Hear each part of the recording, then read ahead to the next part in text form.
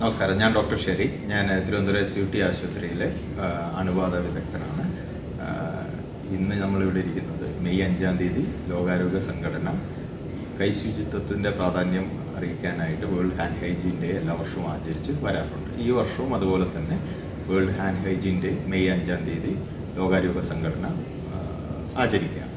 അപ്പോൾ ഈ കൈശുചിത്വത്തിൻ്റെ കാര്യം പണ്ട് കാലത്ത് വളരെ പ്രയാസമായിരുന്നു ആളുകളെ പറഞ്ഞ് മനസ്സിലാക്കാനായിട്ട്. എന്നാൽ കോവിഡ് വന്നതിൻ്റെ ആ ഒരു സമയത്ത് നമ്മൾ ഈ കൈശുചിത്വത്തിൻ്റെ പ്രാധാന്യത്തെക്കുറിച്ച് നമ്മൾ കൂടുതലായിട്ട് എല്ലാവരും അറിയുകയുണ്ടായി.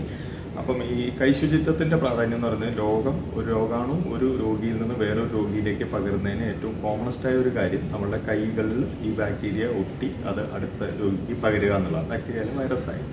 അപ്പോൾ ആ സൈക്കിളിനെ കട്ട് ചെയ്യാൻ വേണ്ടിയിട്ടാണ് നമ്മൾ കൈ കഴുകുക. സോപ്പ് ഉപയോഗിച്ച് കഴുകാം, അല്ലെങ്കിൽ നമുക്ക് ആൽക്കഹോൾ ബേസ്ഡ് ആയിട്ടുള്ള ഹാൻഡ് റബ്സ് ഉപയോഗിച്ച് കഴുകാം.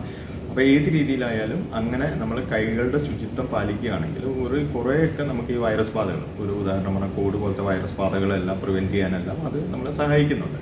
അപ്പോൾ ഈ അവബോധം ആരോഗ്യ പ്രവർത്തകർക്ക് ഉണ്ടാക്കാനായിട്ടുള്ള നോളജ്, ആ അറിവ് അവർക്ക് കൊടുക്കാനുള്ള പദ്ധതികളാണ് ഈ വർഷത്തെ അവരുടെ സ്ലോഗനിൽ ലോകാരോഗ്യ സംഘടന പ്രധാനമായിട്ടും പറയുന്നത്. അപ്പോൾ അത് ഹെൽത്ത് കെയർ വർക്കർ, അതായത് ആശുപത്രിയിൽ വർക്ക് ചെയ്യുന്ന ആളുകൾക്ക് മാത്രമല്ല, സാധാരണ ജനങ്ങൾക്കും കൂടെ വളരെ പ്രധാനപ്പെട്ട ഒരു കാര്യമാണ് ഈ ഹാൻഡ് ഹൈജീൻ എന്ന് പറയുന്നത്. അപ്പം ഭക്ഷണത്തിന് മുമ്പ്, ഭക്ഷണത്തിന് ശേഷം, അങ്ങനെയുള്ള കാര്യങ്ങളെല്ലാം നമ്മൾ കൈകളുടെ ശുചിത്വം എത്രത്തോളം നമുക്ക് പാലിക്കാൻ പറ്റുമോ അത്രത്തോളം തന്നെ നമുക്ക് പരമാവധി ഈ ഫ്ലൂ ലൈക്ക് വൈറൽനെസ്സുകൾ, കോവിഡ് പോലത്തെ അസുഖങ്ങൾ, അതുപോലെ തന്നെ ഈ ടൈഫോയിഡ് പോലത്തെ അസുഖങ്ങൾ, അങ്ങനെ ഒരുപാട് കാര്യങ്ങളിൽ നമുക്ക് ഈ കൈ ശുചിത്വം നമ്മൾ പ്രോപ്പറായിട്ട് പാലിക്കാൻ. ടൈഫോയിഡിൻ്റെ കാര്യത്തിൽ വേറെയും കുറേ കാര്യങ്ങളുണ്ട്, ഭക്ഷണ ശുചിത്വം, അങ്ങനത്തെ കുറേ കാര്യങ്ങളും കൂടിയുണ്ട്.